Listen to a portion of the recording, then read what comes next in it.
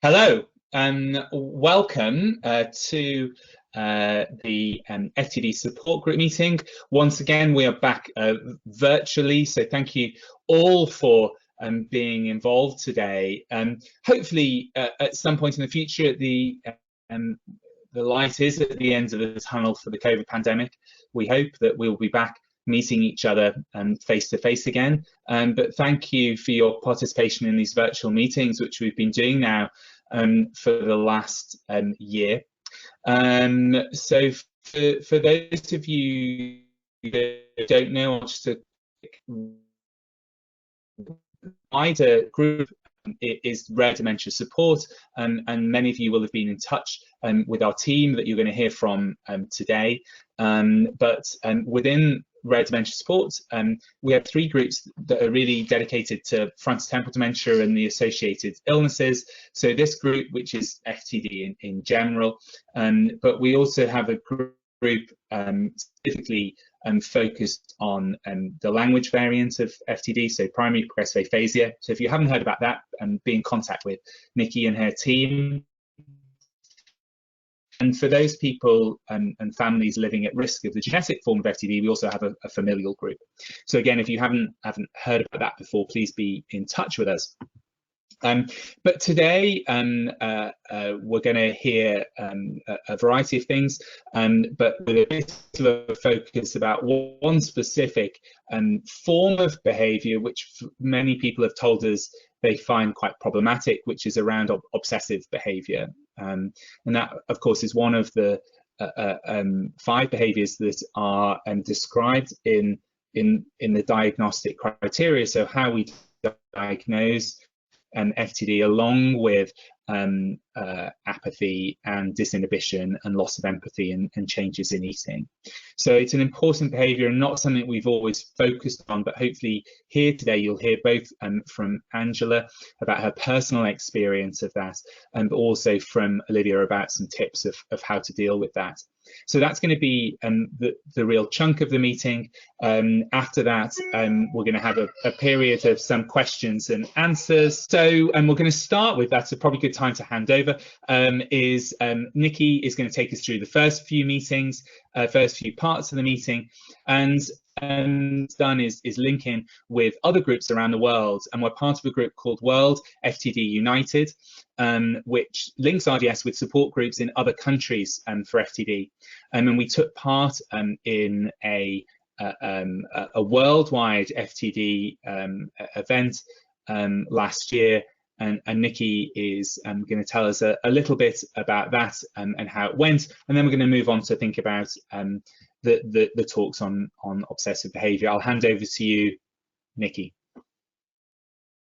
Thank you, John. I would just warn you, the talks today are recorded, so if you think I'm just introducing myself, I'm not.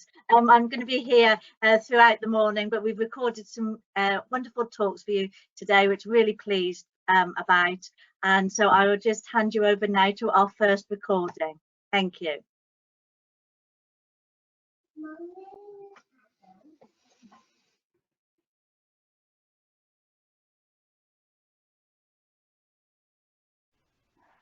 Good morning, everybody. It's lovely to be here with you at the first support group meeting of the year for us. We obviously miss seeing you in person, as I keep saying at these Zoom meetings, but it's great that we'll be able to bring you some support via these webinars. I'm delighted to be here this morning with my fantastic team that I'm involved with at World Ftd United. As many of you have already met me or seen me on screen before, you'll know I'm Nikki Zimmerman. I'm the direct support team lead at Rare Dementia Support, and I'm now going to introduce you to the rest of the team at World Ftd United. I'm going to hand you over to Hendrik Jan. Thank you, Nikki, and good morning to you all. Hendrik Jan van der Waal from the Netherlands. I'm the chair of the Dutch support group Ftd Lotgenoten. Professionally, I'm a IT consultant, and because FTD runs in the family, I got involved like 25 years ago, and I'm really happy to be part of the World Ftd United group. Over to the lovely Laura from Italy. Thank you, Hendrik-Jan, and good morning, everyone. I'm Laura Vernici from Italy, Milan. I'm the Vice President of the Italian Ftd Association, and my profession is to be a lawyer. And I came in contact with the Ftd disease, and I decided to do my best helping fight the disease, being a vice president, but also being a lawyer. And I'm very proud to be a part of this committee. And I pass over to you, Angela. Thank you. My name is Angela Matheson. I'm hailing from Pennsylvania, United States. Professional background, I work as a digital marketing manager for the Association for Frontotemporal Degeneration, AFTD. So very happy to be invited to be part of the WFTD group and their mission and to contribute.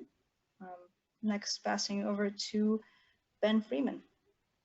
Thanks. I'm Ben. I'm the Development and Communications Director for AFTD from here in New Jersey. My prior experience is in development and communications and a little bit of tech. And I got involved with World Ftd United beginning with the first World Ftd Awareness Week in 2015. And I'm so grateful to work with this amazing and colorful group. I will pass to Helen Ann. Hi, I'm Helen Ann Comstock, and my husband had behavioral variant FTD. And that is how I initially became involved because there was very, very little available in the way of information and support for caregivers and not nearly enough research. So with that in mind, I founded the Association for Frontotemporal Degeneration.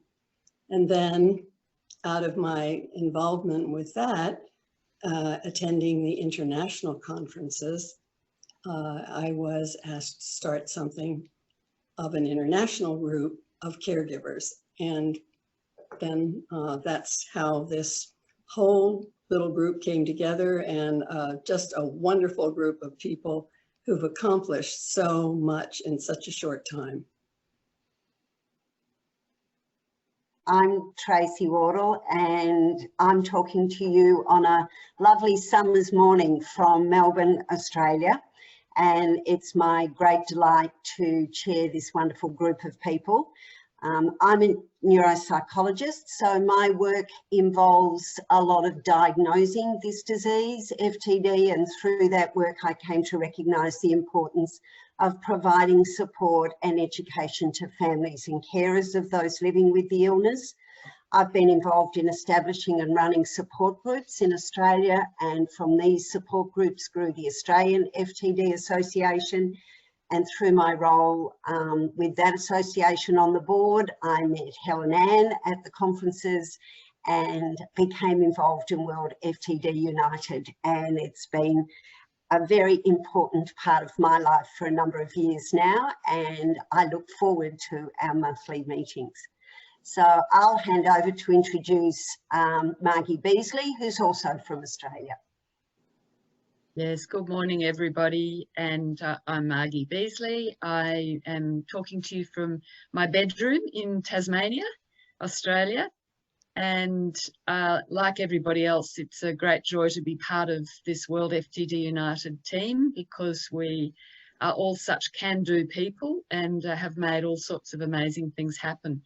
My background's clinical psychology, and my interest in FTD has really been in the last 4 years. It was particularly peaked because a dear friend of mine was diagnosed by Tracy, in fact, with FTD, and she subsequently died, and I miss her greatly. And I think of her often in terms of my work with all of you to raise awareness of FTD and to know that you're not alone, that we are part of a global community. So that's it from me.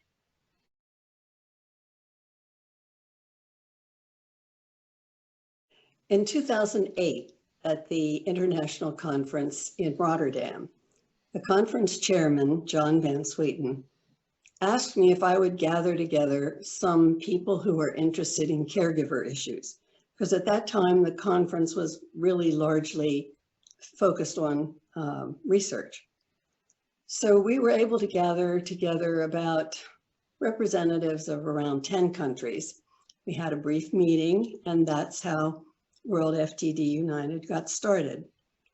We met informally by Skype after that international meeting and tried to give each other ideas from our own countries and share suggestions and programs.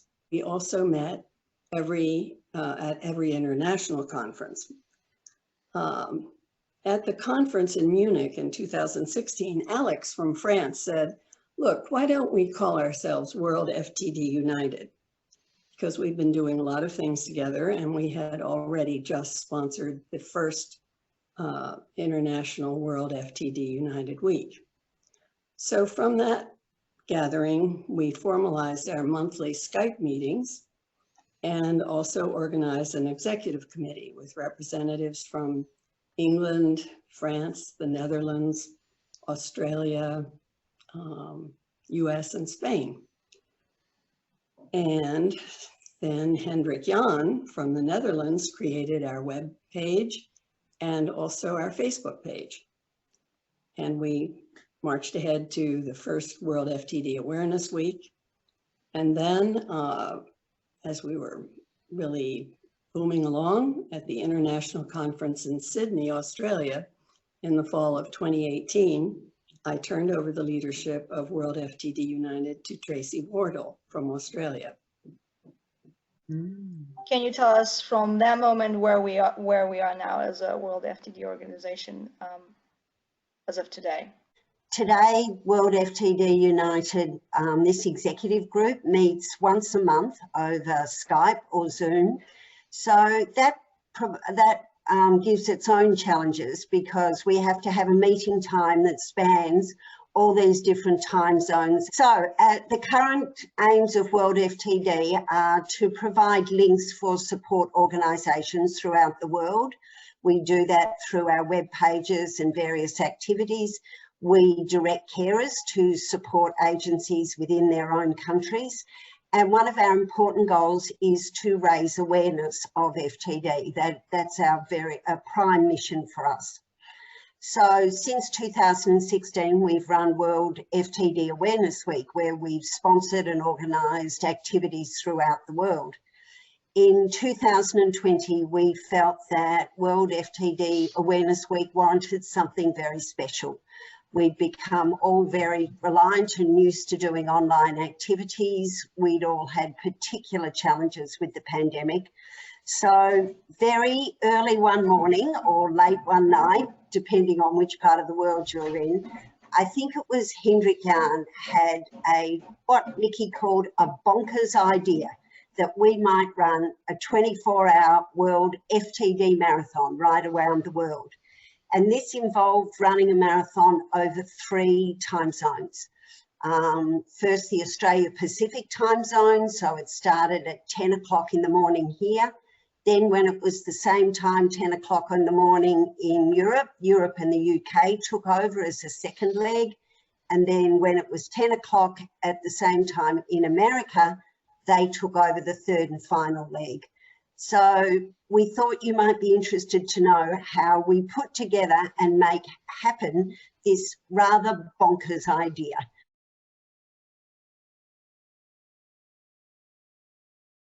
We're used to using Skype for this small group, but then we had the ambition to say, well, let's have this conference for 24 hours with 100 or even 200 people. How are we going to do that? And so we started looking for technical possibilities, and we had contact with several suppliers, but in the end we ended up with the GoToWebinar. In terms of managing content for WFTD, gathering it and just covering the content that's relevant across the world, how does that happen? So we had world experts around FTD across the globe. We had researchers we had clinicians all volunteering their time, and in each of the time zones we had topics on the basics of FTD, like FTD 101, but then each country, each time zone worked out their own programs according to the strengths and areas that they wanted to present in. And so we covered issues like the grief associated with living with FTD, carer support, current research and clinical trials. We had a huge range of content across all of the different time zones. What did it take to successfully market the World Ftd Marathon? I share the idea of the marathon with two young graphic designers from Italy. They attended Accademia di Belle Arti, and they had a great idea, because the logo of the marathon has a light blue color, and it's very symbolic, because there are the ants, that means to take care of each other, and there are a blue sky and also a night sky, and this was the meaning of be all around the world but all together. And people are running a marathon, but they are normal people.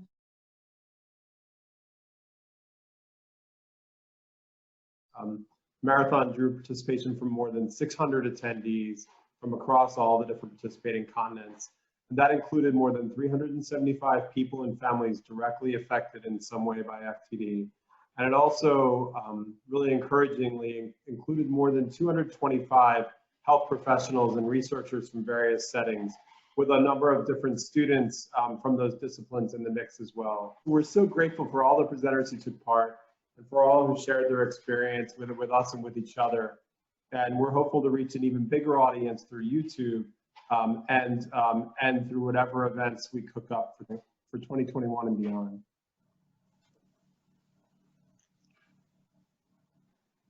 And then coming back to Nikki, who got us started, just to sort of focus on the real outcome besides the numbers and the quantitative data, what was the big outcome of this marathon? I think it was the true meaning of international collaboration.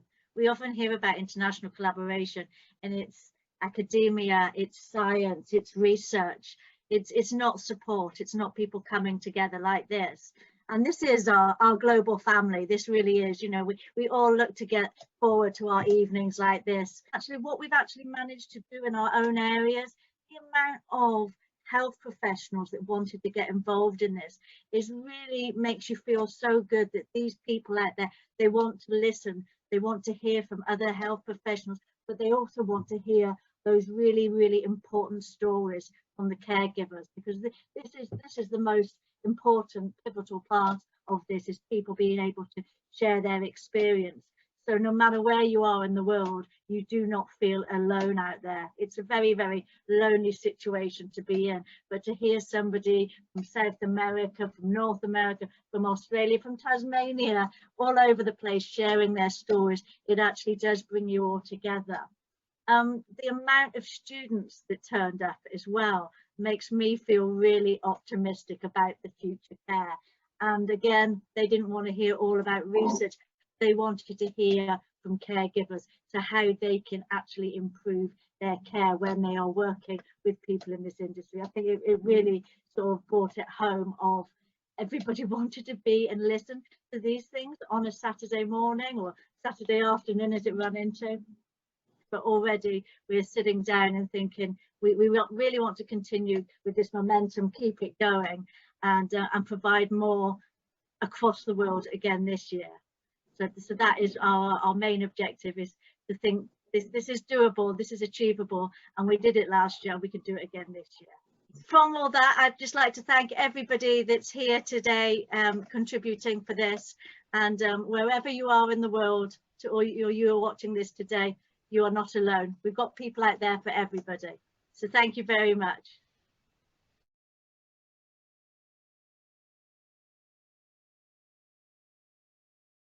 Brilliant. Thank you for watching that. I'm so proud of my global family, and I want to thank all of them for participating in that recording. Unfortunately, they can't be with us today at the meeting because of time differences, but I will be on the panel if anybody has any questions about the World Ftd Marathon or the teams. And just to remind everybody, we will be having a Q&A session today, so please get your questions in. We've got fantastic Claire and Alicia working behind the scenes today, so they will be there taking any questions and firing them to John to ask afterwards. And just to apologise to anybody today who had difficulties with seeing John initially at the beginning. I know he was having some IT problems, but I'm sure that will be fixed when he comes back on a little bit later. I'm now going to hand over for our next recording, which unfortunately again is me, so I do apologise if you've just seen lots of me today, but I'm recorded a wonderful interview with one of our members, Angela, who gives a very honest account of caring for her husband and some of his obsessive and compulsive behaviours. So I think you'll all find this really helpful to watch. Good morning, everybody, and I'm delighted to have Angela here with us today. And Angela cares for her husband, Robert, who's got FTD. Good morning, Angela. Hi, Nikki. So could you tell me a little bit of background about yourself and Robert, please? Yes, okay. My husband, Robert, or Bob, as I know him, he was a solicitor working in London, had written a 6th edition of a very erudite law book, and I'm a physiotherapist, now retired, had worked in cardiac rehab. Bob was diagnosed with behavioural variant frontotemporal dementia in 2012, and on reflection it was evident that his behaviour 2 to 3 years earlier had been odd.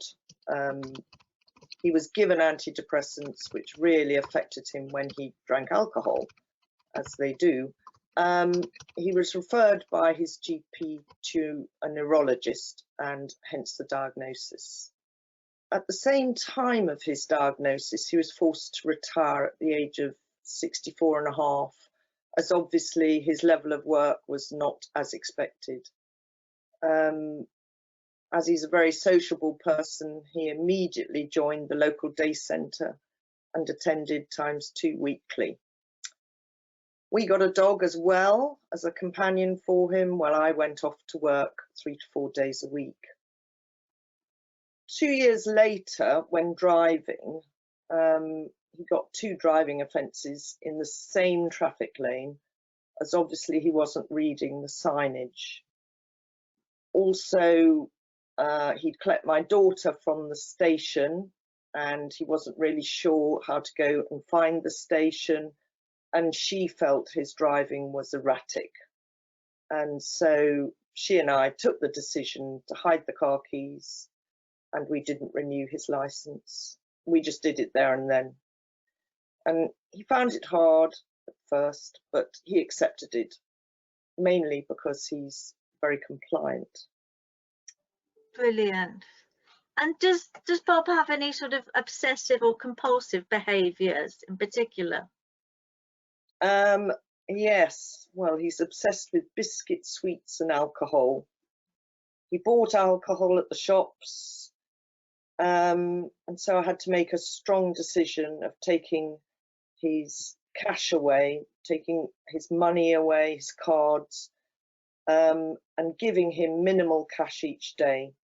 However, he was still going out buying miniatures of wine, and so eventually I just withdrew all money. I left him food here to eat, so he didn't have to go in the shops and buy sweets and chocolates or crunchy nut cornflakes or whatever was his passion. They're now given in moderation because he put on so much weight, and the main supplies are hidden and locked away.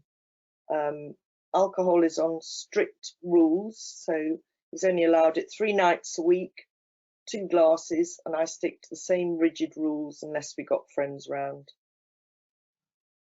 At first, he was having straight alcohol, but gradually I began to introduce water into it.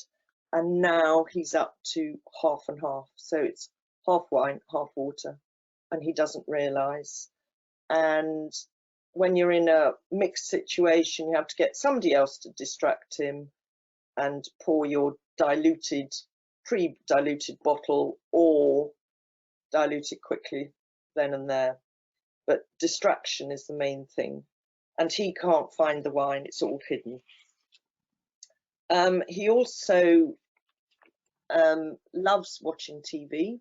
His favourite programme used to be Miranda, which he watched and watched and watched, but now he's into all sorts of things because he's just manages to watch Netflix. He loves seeing friends and family, but as his memory is so poor, he can't really remember their names.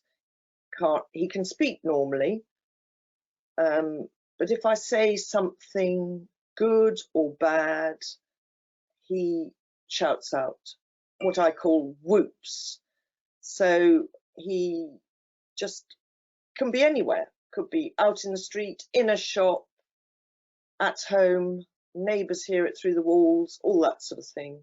And he'll go on doing it into your face despite asking him to stop. And even friends will ask him to stop, and he doesn't do it. So he's like a 4 to 5-year-old boy, and that's what I feel he is now. He walks daily, obsessed with walking 3 to 5 times a day on his own. I mean, we obviously walk later with the dog together, but he sticks to his same routes.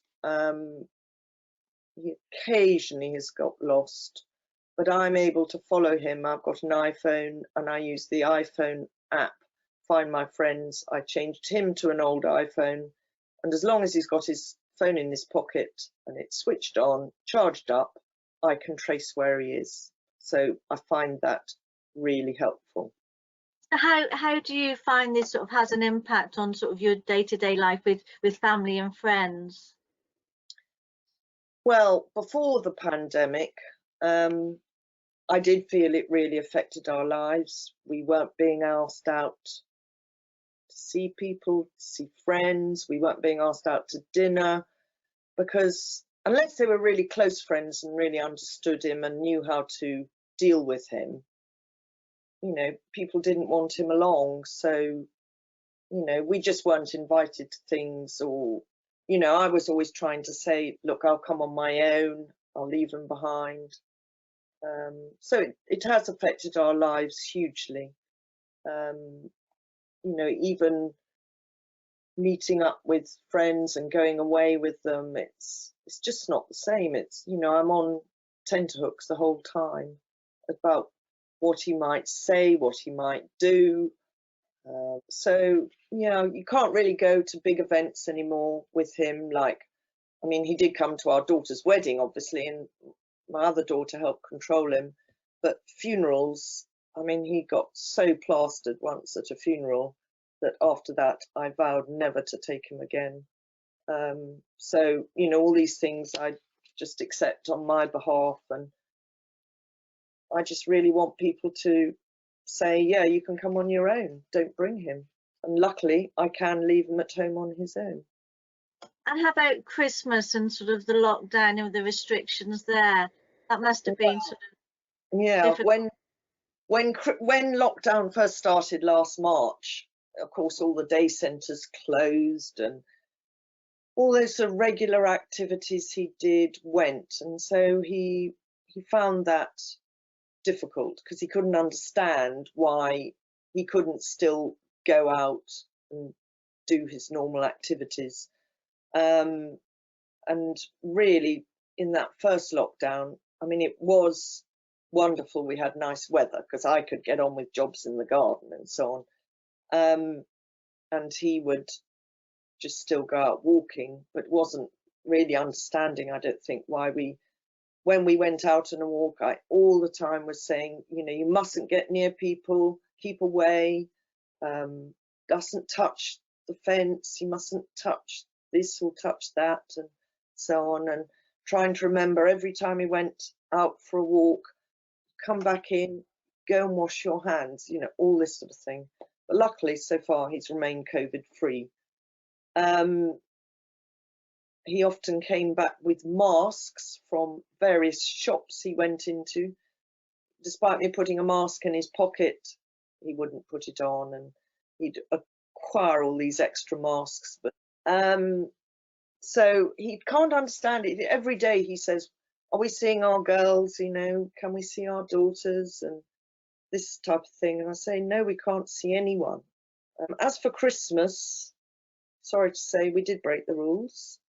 Because if my children hadn't come to us, as much as they need us as much as I do, but they knew that I needed the support over Christmas, that, well, I wouldn't have opened any presents. I wouldn't have celebrated Christmas just with him. There's no conversation at meals. There's no conversation. So it's a very lonely existence. And during this lockdown, it's hard for us both, really.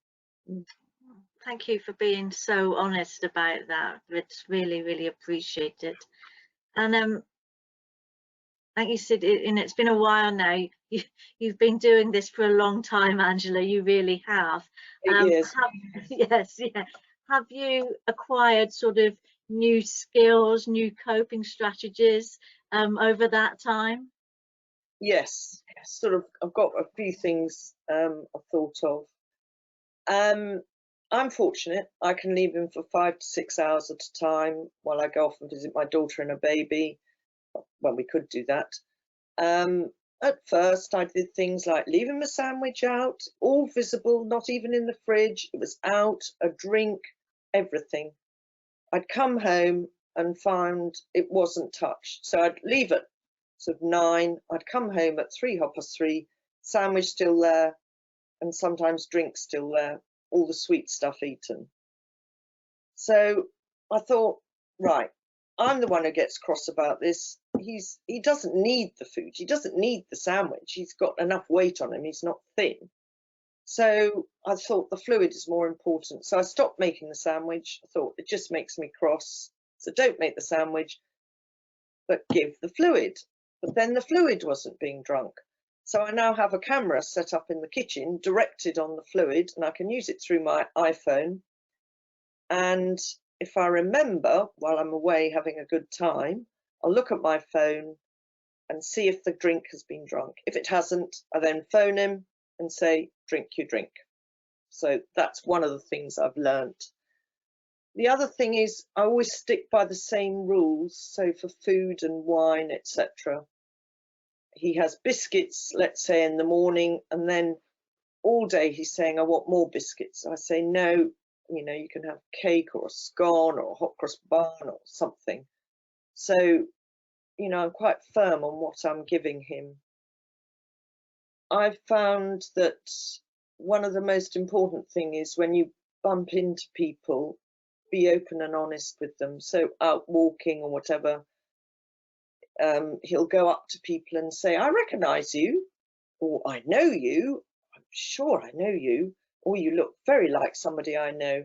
And I'll just tell these people, I say openly, I'm sorry, he's got dementia. And he'll say, no, I don't, I haven't got dementia. But they realize he has, because I want people to realize that dementia isn't just somebody sitting in a chair with their memory gone, sort of like in a care home or being managed at home, that they can be mobile, seem perfectly normal, talk all right, etc. So I'm very open and honest, and I think it's important. Another strategy, coping really, is making sure that I care for myself. So I get 3 weeks of relief care a year or more. I do get some through our local council. And for that, I buy in a living carer. So a carer comes and looks after him. You, as the carer, are the person who's suffering. It's not them. They are suffering, but he's happy. He doesn't realize he's suffering. Whereas I'm the one who really feels it. And so it's important to keep in touch with people, mustn't bottle it up. Just ring and be active and make sure, yeah, you're really looking after yourself. That's my most important message. And you do belong to one of the regional groups as well, don't you, Angela? Yes, I live in Surrey and we have a very good group leader, and we used to meet in person, but now for 9 months, 10 months, we meet on Zoom, and it's very, very helpful. And we have a WhatsApp group as well. And having that support, I've been attending that group for 5 years now, and it's been a lifeline.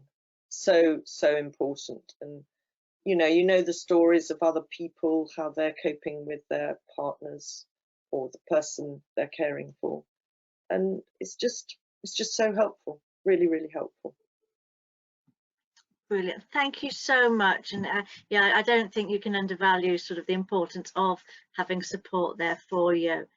Thank you, Angela. That's just so amazing to be so honest and share sort of your experience and some strategies with people. I'm sure, especially at this really difficult time, people will be really appreciating that. And Angela is going to be on our Q&A panel today. So if you do have some questions, please send them in and Angela will be delighted to answer them. Yeah. Once again, thank you very much, Angela. My pleasure. Thank you.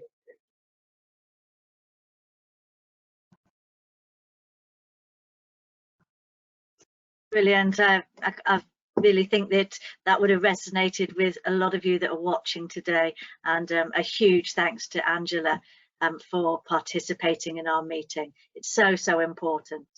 Talking with the strategies and coping mechanisms, Olivia Wood, who many of you know, Livy, has just provided us with some fantastic tips and strategies over the next slides, which we're going to be sharing with you now. So we hope that these will add to some tools that you can use to help as well.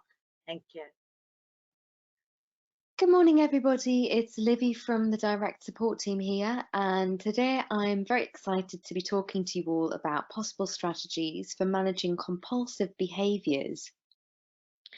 Now, it's very common for FTD to manifest as compulsive and repetitive behaviours, and this can range from simple actions such as clapping to more complicated ones like repeating the same walk every day, gambling, or hoarding.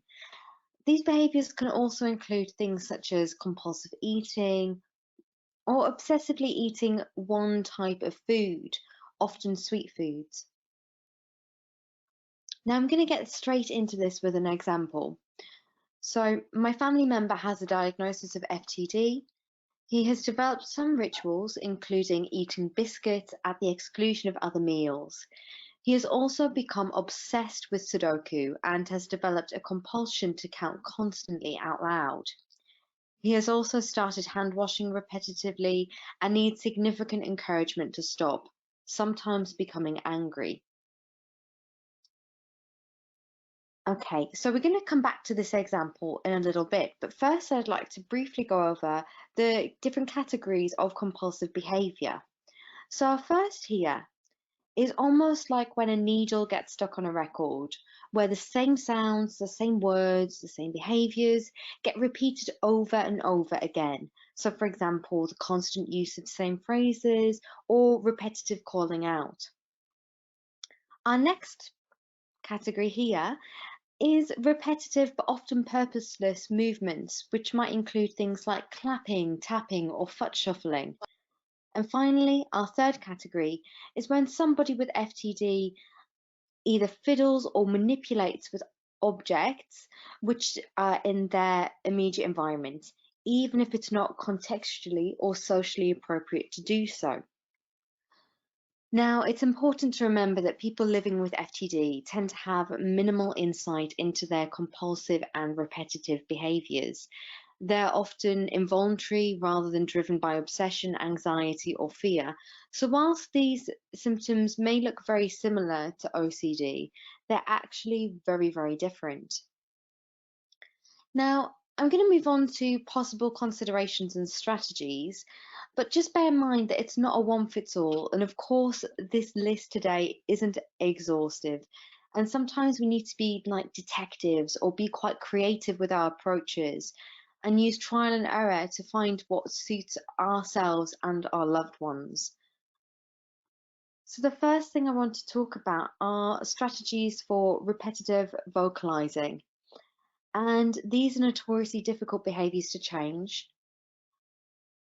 First, thinking about external auditory cues or alternative sensory input or distractions that can assist to interrupt that circuit for this behavior. So for example, things like music, chimes, touch, or sensory objects like talking books. Moving on, looking at music and singing, as this may interrupt the repetition temporarily and may become a more acceptable outlet. And finally, asking simple, closed-ended questions, as this may help the person keep conversation flowing and interrupt any repetition that's happening. Moving on to strategies for compulsive activities, I think the main thing to stress here is managing expectations. Don't expect the person living with FTD to be able to adapt to our own personal expectations or to new or novel environments and routines. Trying to disrupt rituals or routine can sometimes cause a decompensation in the person's behavior. So do try to honor the person's rituals and keep to their preferred routines if they're harmless. Always react with dignity and respect. And I guess what we're trying to say here is choose your battles. This considered, can the behavior be redirected into something that has purpose? So for example, can repetitive tapping be redirected into stamping envelopes? Can clapping be redirected into something that is more contextually appropriate, such as clapping along to music? Now, sometimes previous life roles may provide clues for this. So for example, someone who was quite house proud or is quite house proud might still perform repetitive household tasks such as folding or drying the dishes, where somebody who maybe worked with paperwork in an occupation might enjoy filing or paper sorting tasks. So be creative and look at somebody's history. Offer alternatives, so offering something else to cue a less disruptive behavior. So for example, for people who chew on their sleeves or chewing on their clothing, maybe offer things like lollipops if swallowing is still safe. If someone who is constantly picking up items belonging to other people, offer objects of interest, so things like photo album, fiddle mats, and sensory items as an alternative to objects to fiddle with that won't upset other people. Another thing to do is think about reversible causes. So acute illness may exacerbate these symptoms, and things like constant picking or scratching of the skin may well be a compulsive activity, but equally it could be due to medication reactions. So do rule out any reversible causes or unmet needs. And finally, for this slide, compulsions can sometimes be responsive to medications. You may want to seek a medical opinion from your GP if a non-pharmacological strategy isn't effective, or if the behavior is causing major risk or concern. So do risk assess the situation. Finally, I'm going to focus this next little bit particularly on compulsive eating and alcohol intake that I know can be quite difficult for carers, for someone living with FTD. Firstly, onto alcohol. If this is a problem, reduce access to alcohol, lock cupboards and remove the alcohol bottle from view. Serve one glass at a time and think about diluting or refilling bottles with reduced or non-alcoholic substitutes. And do try to limit cues or opportunities for independently purchasing alcohol. For compulsive eating, remove visual cues, so hide or secure food items away. And think about providing one food item at a time, so avoid buffet style eating or serve yourself style eating. You may want to think about assisting with shopping. And if you feel appropriate, you might want to discreetly return unwanted food items without the person knowing if they're hoarding something, rather than confronting them if their compulsion is driving this behavior. Providing healthy alternatives to satisfy sweet cravings such as sugar-free sweets, sugar-free lollies, or fruit products. And finally, supervising intake. So we do know that some people with FTD have a tendency to put a lot more food in their mouth than necessary. So supervise to intake to avoid choking, as the person may not be able to monitor this themselves. Okay, so finally, back to our example here. So the main focus here was to differentiate which of these symptoms were relatively harmless, such as the playing of Sudoku, and which symptoms required a bit more intervention. So rather than requesting that the person with FTD stop washing their hands, he was shown a timer. And with constant reinforcement, the timer became entrenched as to one of his rituals. It became a visual and auditory cue for when hand washing should stop. The partner was also helped to identify patterns when hand washing often occurred. This helped him identify when to be ready with other favourite activities to divert his attention should hand washing become an issue and if it was necessary to divert attention. The Sudoku was flagged as a great opportunity for occupation, and counting was redirected into purposeful tasks such as sorting out loose change. And the biscuit cravings. So these were managed by purchasing a single pack of individually wrapped biscuits and labelling them Monday through to Sunday. This limited helpings to once per day, and other healthy options were made immediately available, and fruit was constantly accessible. So we've covered some possible considerations and strategies. Again, today is not an exhaustive list, and think creatively about these things. If you would like some further advice or would like to talk to us about compulsive behaviours or about FTD in general, please do contact us. Our email address is contact@raredementiasupport.org. That's contact@raredementiasupport.org, and either myself or one of my lovely colleagues will reply and either set up a support call to talk about this further or through email support. Thank you very much for your time.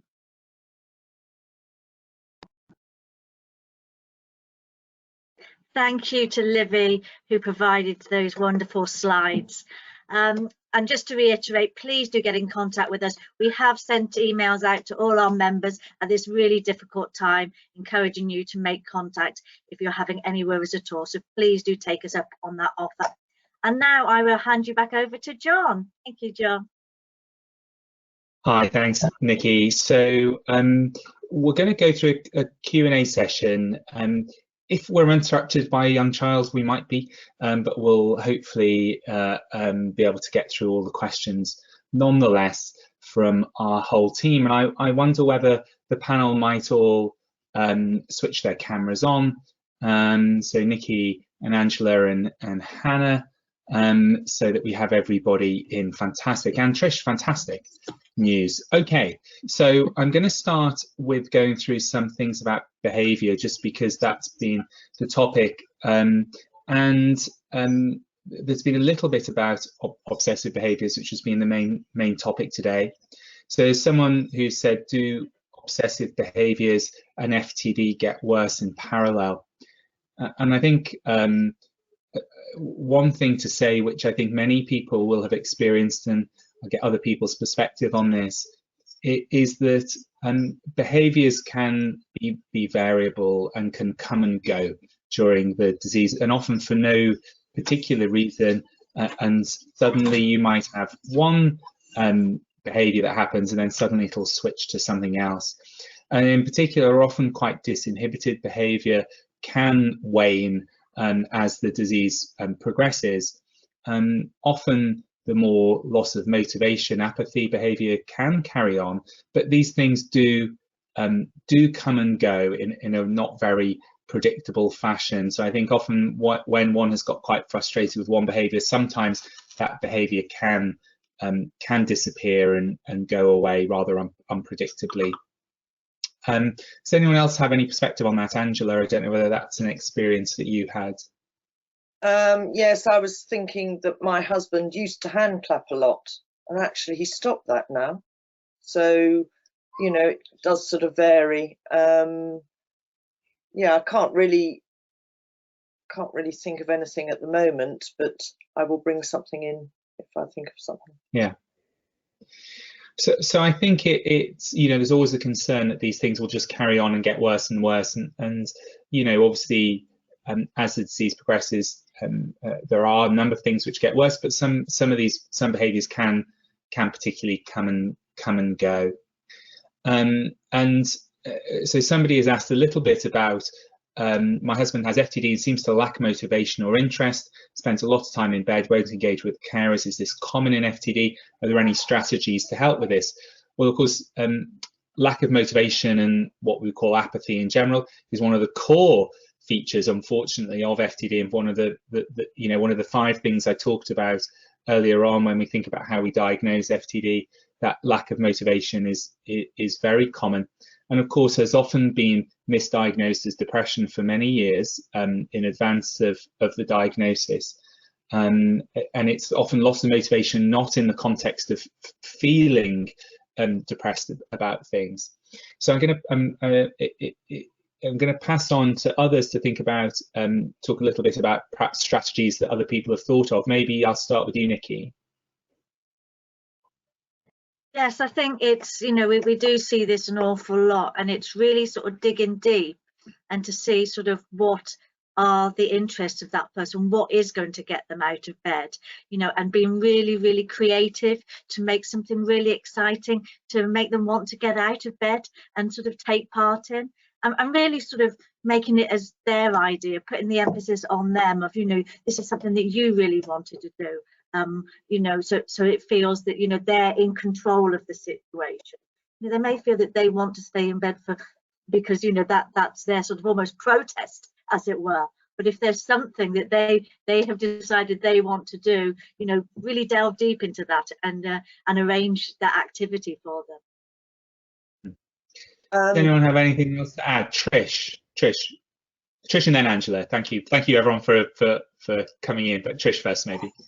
I think this is a really important subject, because when you're a couple, for instance, and it might be that it's your spouse or your partner or your lover that's living with FTD, you might have been used to doing things as a couple that you've always loved. It might have been something you shared.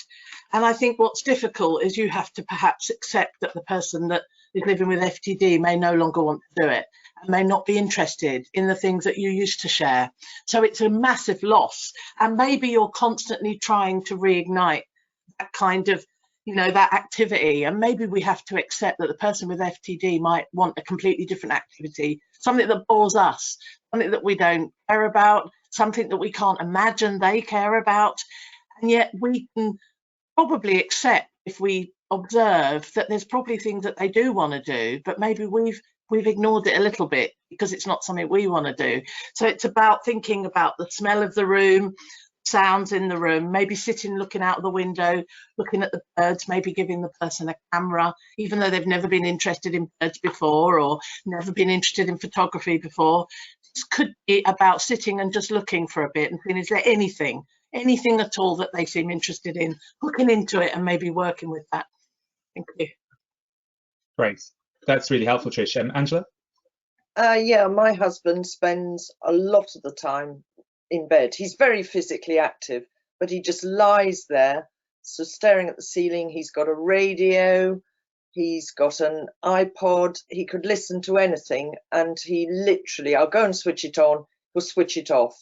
And the other day I put on The Pretenders, let's say, and he really loves it. 30 seconds, it was off. So even though he loves music, he loves it, but he can't just maintain it at all. Not interested. He preferred to be in silence. That's difficult, isn't it? Hannah, did you want to add something? Yeah, I would also say from the carer's point of view, sort of their understanding of FTD and maybe the way they approach him as well. So gaining education for the carers so they understand the condition and their approaches, which they can get from the Rare Dementia Support Team if they're sort of registered health professionals, and we can pass on those skills that they can use as well that might help their approach and make it a smoother experience too. Agreed, yeah. Great. So we've talked about obsessive behavior, and we've talked about apathy and loss of motivation now. Now someone else has a question about eating behavior, and as people know, an unusual behavior often can be a mix of things. It can be have just developed a sweet tooth and wanting to eat more sweet things, but it can also be eating very quickly, stuffing things into the mouth very quickly. And so the question that we've had is people's tips for stopping or limiting stuffing food into the mouth at meal times. Does anyone want to start? Angela, is that something you've experienced? Yes, I mean, particularly a sandwich or something, he'll take 3 bites, whereas a normal person would take 1 bite, and he's stuffed up like a hamster. And then, you know, I keep telling him, slow down, just stop. You know, he just thinks he needs to do it all as fast as possible. So it's just observing, I find, and just trying to say slow down. But main meals with a fork and a knife, he tends to be okay. Yeah. Anyone else? Nikki, have you got any thoughts? I think it's really sort of important of actually looking, as Angela said, you know, the difference between using a knife and fork and actually using a sandwich, and maybe sort of, you know, thinking of sort of what alternatives we can bring in which is going to be better. I think as well also having water or a drink and sort of ensuring that for every bite they have a little sip of water, so they, you know, that they're sort of clearing their palates before the next one goes in. And sort of limiting as well, sort of, you know, the amount of food on the plate as well. Sometimes if people can see there's a big plate of food, they really want to get through it as quick as possible. So sort of, you know, perhaps sort of having either sort of, you know, smaller amounts sort of, but maybe sort of more sort of courses, or just sort of, you know, a bit more sort of grazing food. Yeah, great. Okay, anyone else? Trish, Hannah, anything else to add? Trish? I think maybe as well, we have to think about everyone is going to have a slightly different way of dealing with this, because each person's going to have a very different approach to their obsession around food. So if they're constantly looking for food, trying to find food, take food, you have to think about how they get hold of food that's reasonably healthy as possible, like crackers and oat cakes and maybe rice cakes that are quite long, slow to eat, but plenty of those around the house so that they're not perhaps constantly trying to rip open the fridge and eat things that might be raw or things like that. Lovely child popping into the scene there, that's very sweet. But also you might find that some people, perhaps they need a utensil that slows them down with a healthy food, because some people might only want to eat one food, but maybe if they just want sweet food, you could still offer a type of custard or something that requires a spoon, messy but slow, nutritious. You can fortify it, perhaps with things that you think they might not be getting, some certain minerals, you know, you might think that it needs to have added fortification. So looking at a nutritionist to help you with that, or a dietitian who can help you with how to fortify if somebody's just eating biscuits, but they want something sweet. You can fortify sweet food. If you use a spoon, it's a slow way of eating, and of course that's good for soups. Although it's very messy, it wouldn't be something you would do while visiting friends or out. Certainly at home, you just accept they're going to be covered in food, perhaps, if they're struggling with eating with it. So slowing people down with utensils and size and portions, as Nikki said, really important. Yeah. Great. One of the questions has been a bit about, just which I'll cover very quickly, which is about semantic dementia, or the semantic variant of PPA. So semantic dementia is one of the language forms of frontotemporal dementia. But I think perhaps one of the problems of focusing on it being the language form, the question has been asked is whether some behaviours are normal or expected. And of course, the reason we think of these disorders in a spectrum, and in a way, the reason why we have this group, which covers all the forms of FTD, is that they do overlap, and particularly people with semantic dementia or the semantic variant of PPA do very commonly get abnormal behavior, and that can be obsessive behavior, but can also be changes in eating as well. And that doesn't mean that there's a different diagnosis, and it doesn't mean that it's a mixed dementia. It's all just part of semantic dementia. So I think that's, I think if there's a worry that the diagnosis isn't right, it is all part of the same thing. So the change in the language, as well as the behavior, it is all part of that same, is all part of the same illness. And that's why it's, I think, helpful to have this group where we try and cover all of those behavior and language things together. So I think that's the sort of main questions on behavior. But Angela, there's a couple of lots of people interested. Thank you for speaking. Lots of people have very specific questions for you. And someone said, can Angela tell us a little bit more about her experience with live-in care? Oh, yes. Well, it's been problematical. I've been through various agencies, and you just find a good one and then they change off and go to another job or whatever. The main thing you need to do is to write a manual of what that person, explain their background, have everything about how your house works, because you're leaving them with your house. They're in, you know, they're managing your house, whether it's winter or summer or whatever. So you need a manual. We have a dog, so the dog's in it as well. And then it's completely down, and I have to re-look at it every time I get a carer in as to what his obsessions might be, what he needs to eat, and all that sort of thing. And one of the main things I always do when I have a carer is there is no alcohol at all allowed during that period, because I don't want a carer to have that trouble, and they are told right at the beginning, no alcohol. They're not to go out and buy alcohol, etc. So mostly the carers, if you find a good one, because I need one which can walk a dog as well and be active, because Bob's active, is to make sure that they've got those attributes of looking after an animal and capable of walking, because if they're not, that's hopeless. I also leave them with a car they can drive. The carer, as long as they've got a clean license and have lived in this country for a while and have a British driving license, then they can be insured on your car for free. So you need to put them on your car insurance, etc. In this manual, I also list where they can go. I give them their Google Map references, sort of thing, so that they can drive to places, know where to go, ideal coffee shops to take him to when we could do that, etc. So it's that type of thing, but it's not easy, because before you go away on holiday, you have to clean your house, do the manual, everything for the carer. Nikki, I wonder whether you might just comment a little bit about choice of carer and how you start that process, and it's something we often spend a bit of time talking about.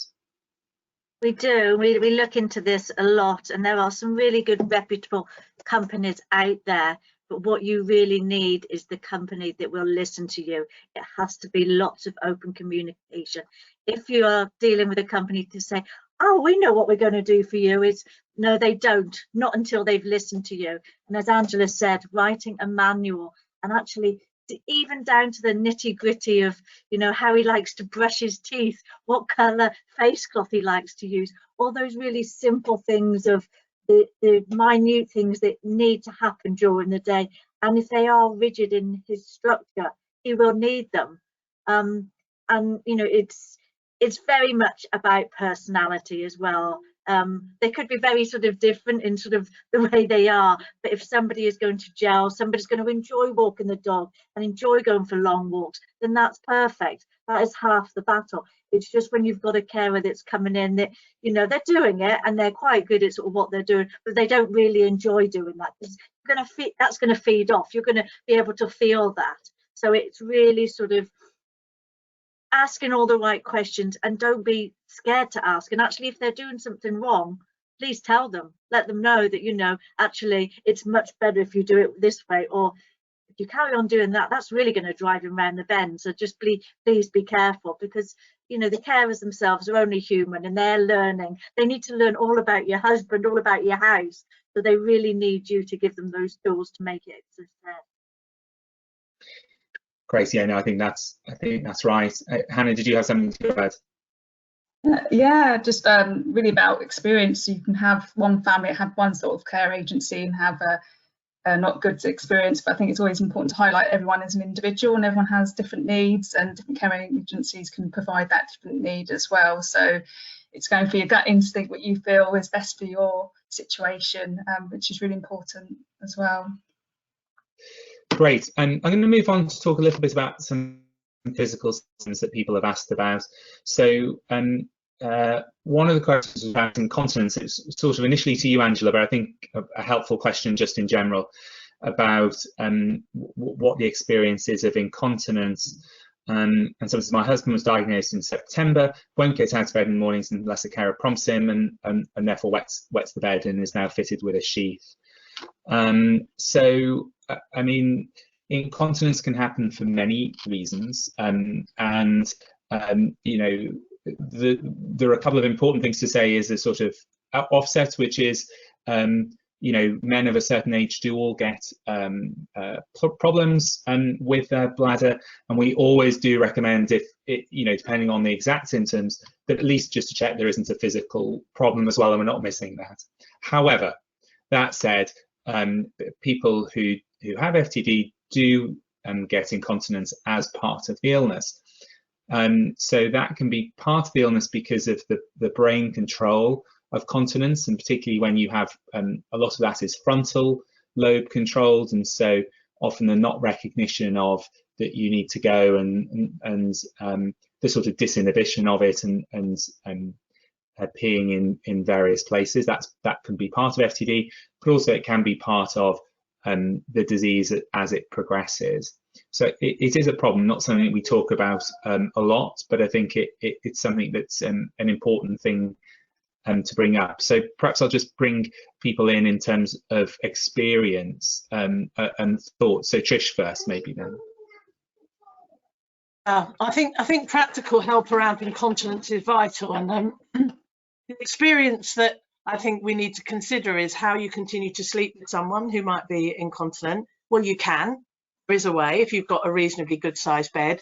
An interesting thing that people don't think about doing, but is so helpful and makes such a difference, is having 2 single quilts instead of 1 quilt.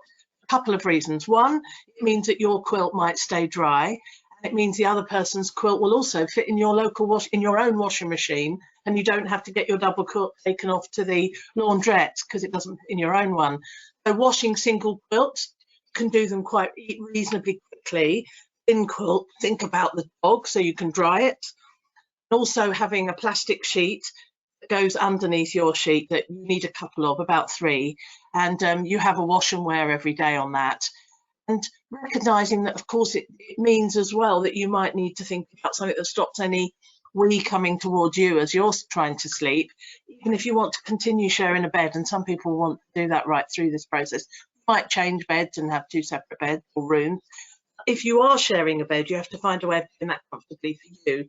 You can have towels beside you, so when you feel it's got a bit wet, you can pick a couple of towels up and literally put them on the wet bit so that you can roll away from it and think, I'll deal with that in the morning.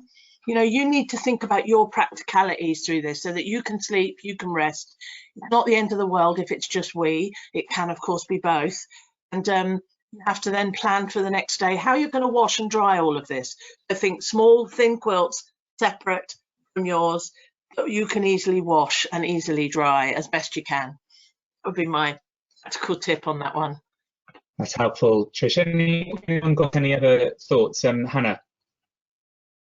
I thought it's really incontinent pads, contacting your local authority, because sometimes they can supply incontinent pads for you, and the district nurse will do come to your house and do an assessment, make sure you've got the right size pads, and also they will supply local authorities to take away the pads as well. So it's always important to contact your local authority to see if some counties offer them for free. So it's worth contacting local authority for incontinent pads as well, because that can be quite a stressful process. So. Great. Angela. Yeah, my husband was starting to come back with wet trousers from walks and so on, and so I gave him pads, but the next moment I'd find it be stuck on a windowsill somewhere or whatever. So I then tried him with the pants, and those were working because he couldn't take them off. And then I contacted the local authority, and we do now you get 2 a day supplied for free. Yeah, I think that is something that people don't know about, which is around the fact that local authority most commonly in most areas will provide those for free. And I think that's important, particularly as time goes on and you're thinking of paying for those things.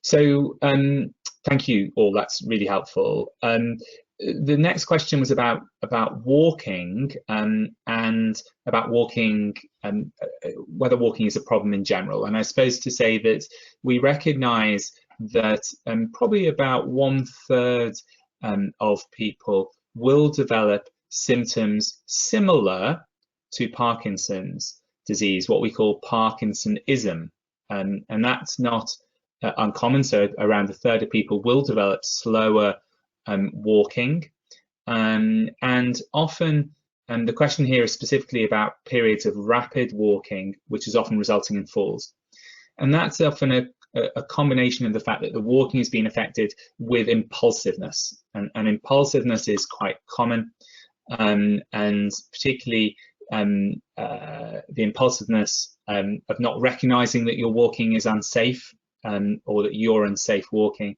and then walking very quickly and then falling over. So I think the recognition that there is that impulsiveness can be part of this, and really thinking about whether walking is safe or not, or whether it needs to be accompanied is important, but to recognize that can just be part of FTD in a number of people as the disease progresses. Thinking about impulsiveness, people's thoughts on how to deal with that.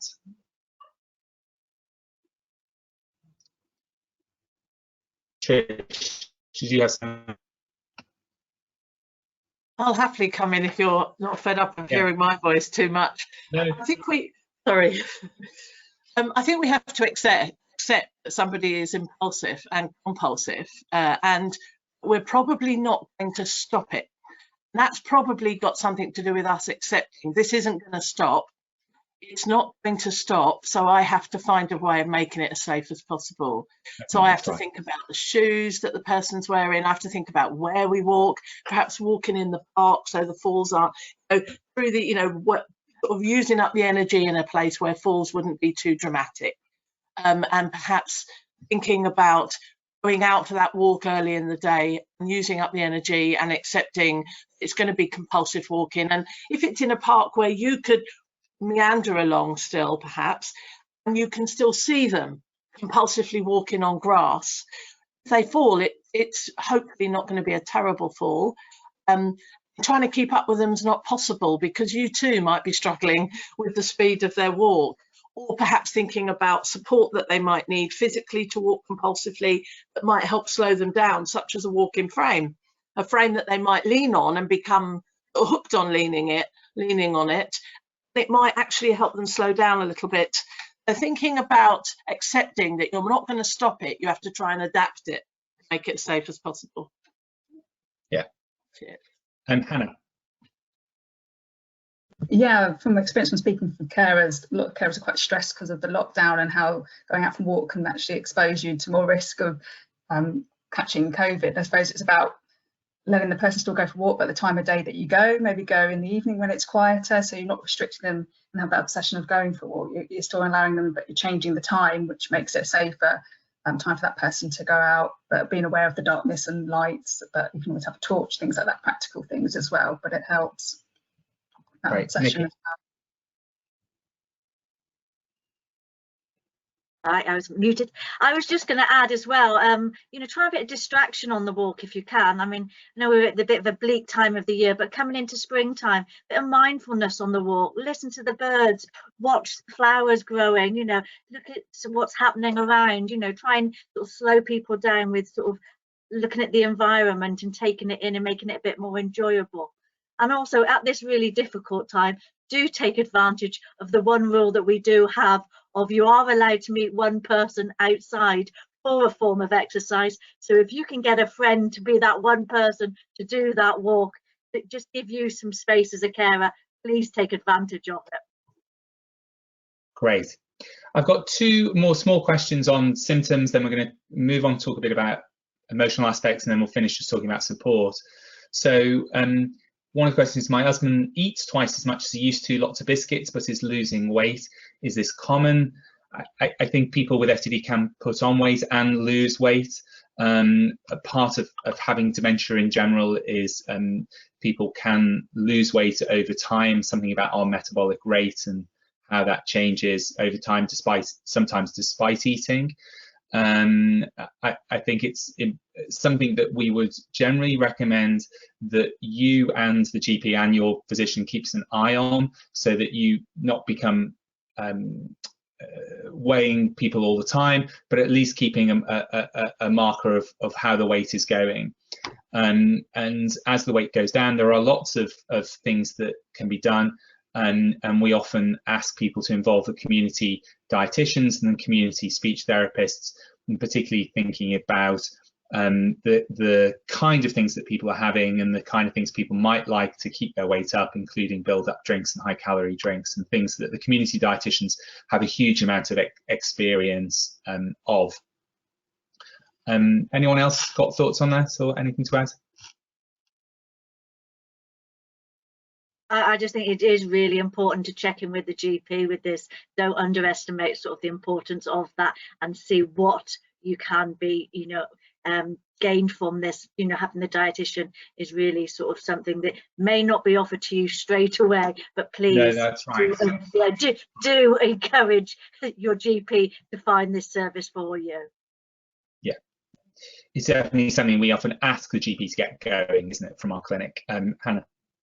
And also importance of keeping documents of what they're eating, so you've got evidence as well, which is really important, and you can see if things are deteriorating or increasing too. So that's quite a good way, and evidence to show the dietitian as well.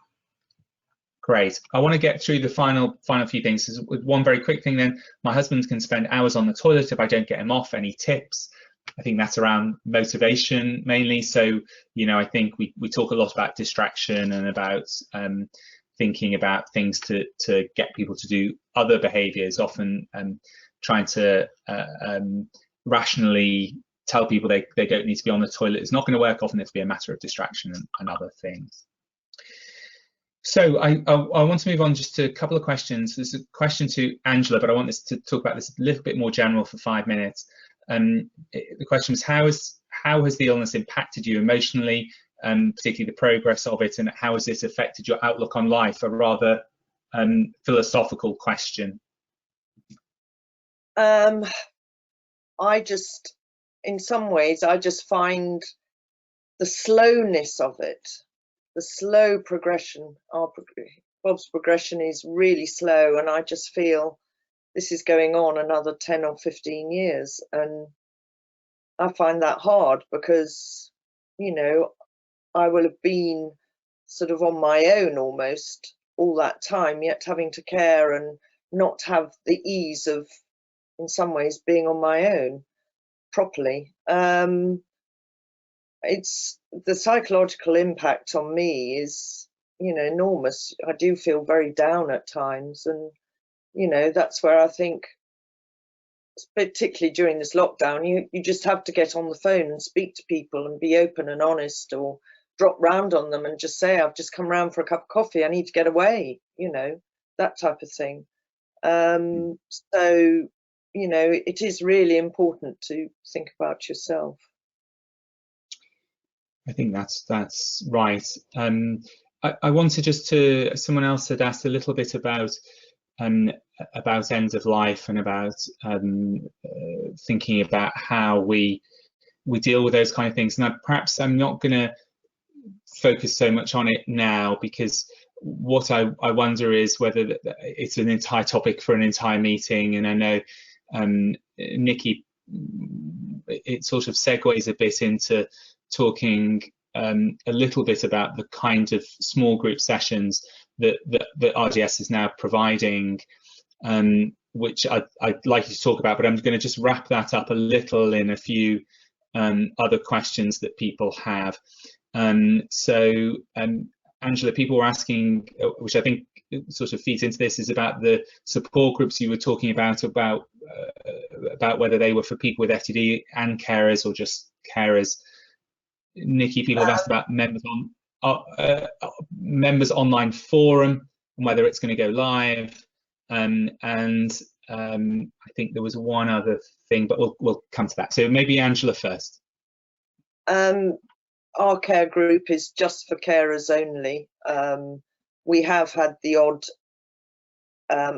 live, you know, when we were meeting in person, where somebody new turned up with their partner, and really in some ways it was quite awkward because you couldn't all speak openly about what was going on, because obviously that person was listening in. So our care group is just purely for the carers only, to be able to voice their concerns. Absolutely vital and really important to join your local network. You know, not just rely on this sort of forum. You need to meet your people locally. We do even meet for coffee when we can meet for coffee. So, you know, those are separate from our meetings. So we are all getting to know each other. So Nikki, I just feeding into some of these issues, I just wondered whether you might quickly run through a bit about the kind of small group sessions RDS is now running and the focus of some of those, and a little bit about the members online forum. So just carrying on from Angela, most of the FTD support groups will be carers only, because as she rightly said, they do need that space for them. There is an online FTD support group, FTD and PPA support group for people living with the condition. It's a very small group, but if people would like to know more about that, please contact us. We're doing some small group discussions. We're just going into our next phase of them. So we will be doing these up to about 8 to 10 people normally, and there will be different topics they'll be focusing on. We'll be doing a late stage carers sessions. We're doing 8 sessions of those. We're going to be dealing with pre-bereavement grief and loss as well. We're looking at identity and how your identity changes as a carer. We're doing a one-off group on hope, on what the hopes are for those caring for people with dementia. And then we're doing some groups on advanced care planning and what health professionals can help as well. We're also doing a couple of groups specifically for people living with the condition. And we're trialing a group which is based around creativity, which unfortunately is full at the moment because we're just piloting this, but we will be offering this again later in the year, and an empowering your identity group as well. So we've got quite a lot that are coming up at the moment. We will be running a waiting list for these because they have been very popular again. But if you do want more information about these, please do get in contact. And the online forum, we're just developing at the moment. So this is going to be available in the next couple of months. I haven't got a launch date for you yet, but we're hoping definitely by March or April at the latest, it will be available. And this will be an online forum where you can go and chat with people who are in the same situation with you. And we're going to have a separate area as well for health professionals to get advice as well. So lots of exciting things happening for the beginning of the year. I think John may have frozen. Oh, hello? Yeah, he's back. He's back. You can hear me. Okay. So thank you, everyone. Look, I really appreciate everyone, and Angela, particularly thank you for your personal insight into things. I think we really, really appreciate that, and it's really, you know, of such huge importance to hear from you. Thank you, Trish, Hannah, and Nikki, and thank you to everyone for coming along. For those of you that still have other questions, we're always open to questions, not just during this meeting. We're always happy to, and that can be done via email or it can be done via our RDS team. Please just drop us a line. The last thing to say for the last 2 minutes is we are very kindly funded by the National Brain Appeal, which is a charity through the National Hospital. And I think we're going to finish in the last minute with a video from the MBA. Is that right, Nikki? Yes, we are. That'll be on the end of this. So thank you very much.